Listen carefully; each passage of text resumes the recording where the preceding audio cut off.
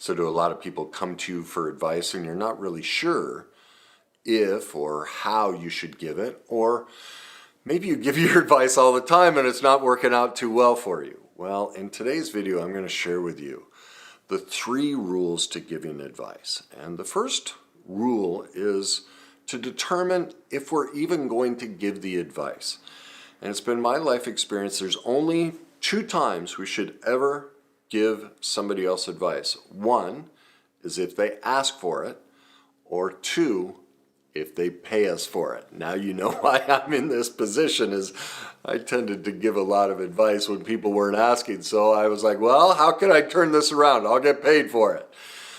But in all seriousness, I don't even give my clients advice, and I'm going to show you how I don't do that here in a minute.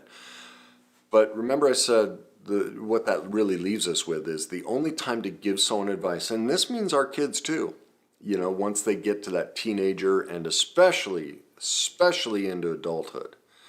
It's been my life experience, we should never give our children advice, unsolicited advice.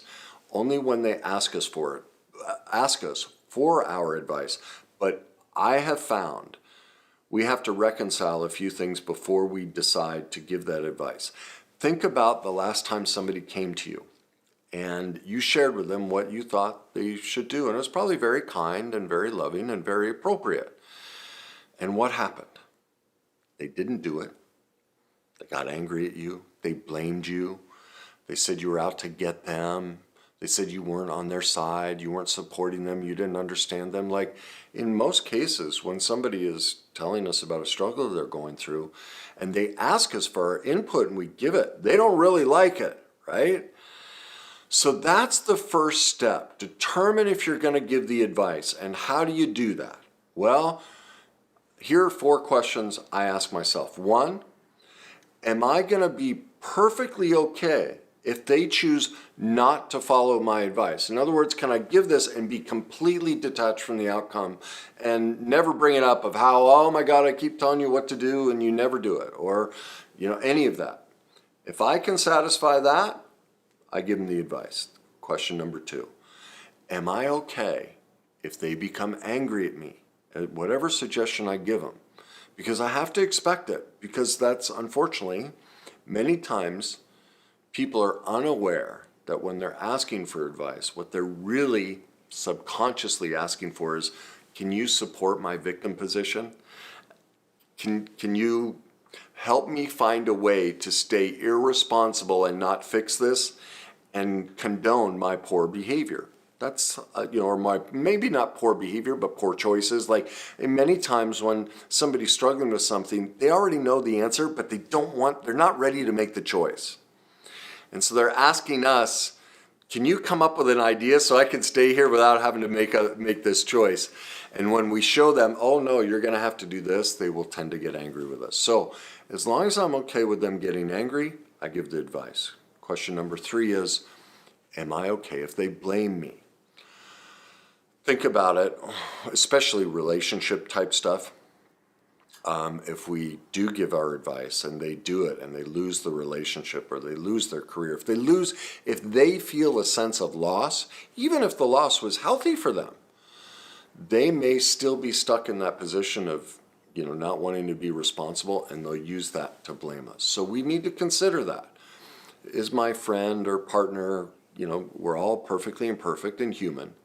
And so they may, in their imperfection, get upset with me and try and blame me. Am I okay with that? Will I be able to separate out and not take it personal and just go, okay, they're just having a hard time adjusting to this new reality and they want to blame me, and that's okay. If I can do that, then I give the advice. And finally, number 4, will I resent them in any way if I give them this advice? So in other words, any of those first 3, if they don't do it, if they become angry at me or they blame me, if I'm going to resent them for any of that, then I don't give the advice. All right, so that's rule number 1. Determine if you're going to give the advice. And that's why in general I say I don't ever give anyone advice. I have learned in my life very, very rarely am I am I going to be okay if they don't do it? Like, I get tied to the outcome. We're all codependent, and we all want the best for somebody. We all get frustrated when they don't do what we think is in their best interest. And so most often I recognize, yeah, I don't have the reserves. I know at some point I may get frustrated. So a lot of times I can't get past step number one, that I'm going to be frustrated that they don't do it. I don't like, even though if someone's angry at me, they did it to themselves, I don't want to put myself in that position. I protect myself. And so that's another reason I won't give advice. I also don't like to have to always have my boundaries up to protect someone from blaming me. So that would be another reason. And then when I give advice and give, that's giving myself away, I will end up resenting myself for walking into a trap, which I knew, because I know almost always when someone asks for advice, they don't really want the advice. Again, they want us to support how they're being, this sounds very unkind, but it's what's happening. They want us to support how they're being irresponsible in their life. They're stuck in denial and they're not ready to face the situation. They really want us to condone that behavior. Well, that's not loving. I don't condone it. And so it almost guarantees those negative reactions back at me. Well, I'm not going to set myself up for that. Unless I'm dealing with someone who's done a lot of recovery work, I won't give advice. Okay? Now, what's rule number 2? If you decide you can satisfy those 4 questions, the second rule is never, ever, ever tell them what to do. Instead, when you share your advice, don't say, well, you should do this, or I think you. Instead, how I always frame it is, well, if it were me and I were in that situation, here's what I would consider doing. Or when I was in that similar situation, here's what I chose to do, A, B, C, and D. Don't know if that'll work for you, but those are my suggestions and those are the things that worked for me. So do you see what I'm doing is I'm really protecting myself from those first 3 questions of blame and getting caught up in whether they do it and whether they get angry, because I'm not saying you. The second any of us hear the word you, because we don't have emotional mastery, because most of us are codependent, we pull back from our childhood and go, oh, mom and dad are saying I'm a bad kid. We're not present. When we hear someone say you, we literally drop back to childhood, and that's why these reactions happen. And so since I'm aware of that, I change the words I use. I make the problem about me. I make the solution about me. You hear me talk about in a lot of my videos. It's been my life experience. So even as I'm teaching this stuff in these videos, while you're tuning in because you want, in a sense, my advice, I'm already creating a buffer and going, it's been my life experience. So you can disagree, that's fine. Your life experience is different. I'm just sharing mine with you. So do you see, even in a lot of these videos, there are times I do say you should do this, and there are applicable reasons why I do that, okay? But most often, I will say in my experience. And that's how we protect ourselves and we protect the other person. It's going to mitigate. It's also interdependence, not codependence, to share our experience, strength, and hope, instead of telling somebody what to do. And so that's all I'm ever doing. And that's something I use nonstop with my clients. And my clients pay me money. Kenny, what should I do with A, B, C, and D? My job, my boss is doing this. My child is doing this. My partner is doing this. How should I do it? And they're paying me money for it. And I will say to them, well, actually, I was in a situation like this back here. I was in that situation. I know for me, in my life experience, in the studying I've done, this is that's primarily how I respond to every single client in these situations, okay? Rule number 3, if you decide to give advice, turn everything into a question, because again, none of us like to be told what to do. And so when we frame things as a question, it allows them to walk into the answer. Then they can take ownership of the suggestion, of the advice. Now it comes from within them. So this will look a little awkward. I'm going to look down and read some of these questions because I can't remember them all off the top of my head. But one of the ways I do that with clients or with friends and family members is I'll say, that's an interesting position you're in. So what do you think your options are? Do you see, I get them thinking, like I may know this is what they need to do. And so I'll ask them, what do you think your options are? And they may list off some, and mine may be over here. And then I'll direct my questions. I'm directing my questions to offer these 3 nuggets of advice that I have, that if they haven't brought it up. I'm like, okay, so what do you think other possibilities might be? And you pick out words from what they've shared that, you're leaving breadcrumbs to offer them the suggestions over here. But you're walking them into the answer. You're not giving them the answer, because ultimately this is what we're doing. When somebody comes to us for advice, we're saying, I believe in you. I trust you. And so instead of telling you what to do, I'm going to ask you questions so you can find the answer, because I love you, I believe in you, and I want to empower you. I'm not here to get power over you. I'm here to share with you and create connection with you and intimacy with you. That's the best way to give a person advice, okay? And so that's why we turn everything into a question. So what are your options? I hear you're frustrated with this. What would you like to see different? Give me some ideas of what about this isn't working for you? What do you think you could do to make it different? See, again, I'm putting the responsibility back on them. What part of this situation do you think you can control?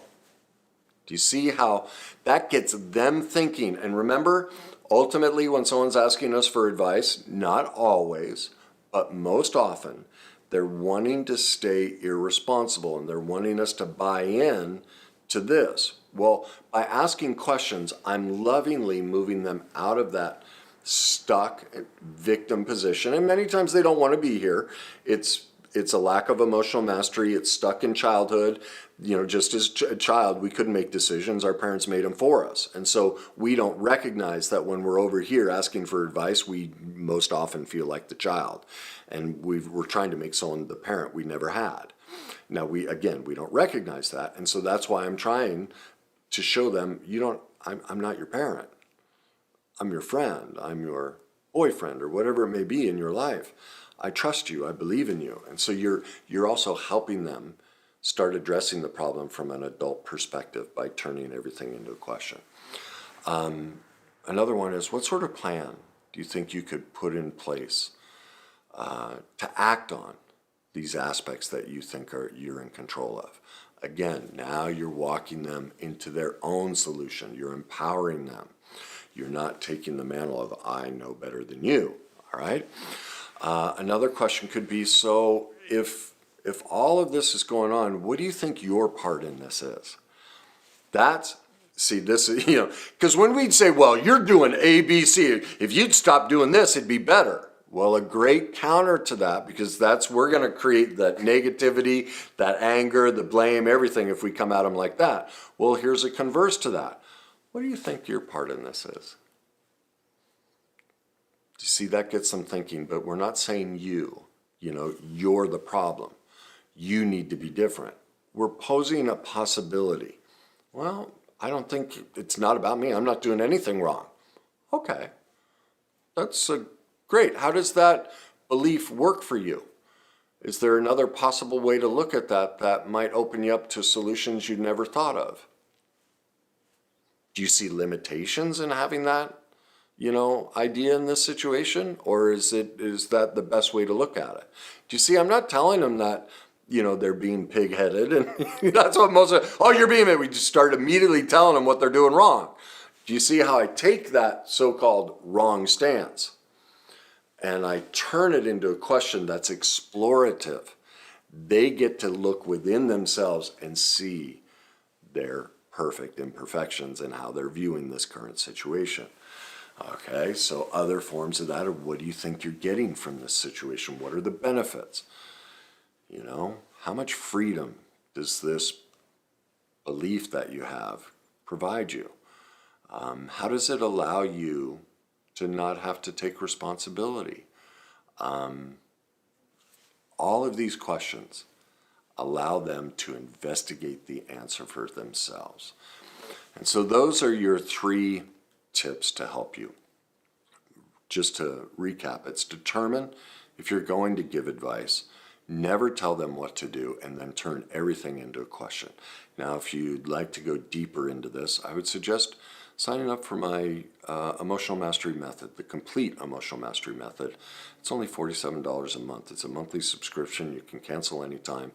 And if the codependence portion of the masterclasses that walk you through all of this, that'll give you the emotional mastery so that you can create interdependence, not codependence, and I do a lot of live examples of how to combat this type of stuff within the master classes. It's a great resource for you, and this works professionally. It also works in your relationships with your kids and your partner. So there you go. There are your 3 tips. If you'd like to learn more and get better at it, you can subscribe to my complete emotional mastery method. I'll leave you the link for you to do that. So I hope that helps you, and as always, enjoy the journey.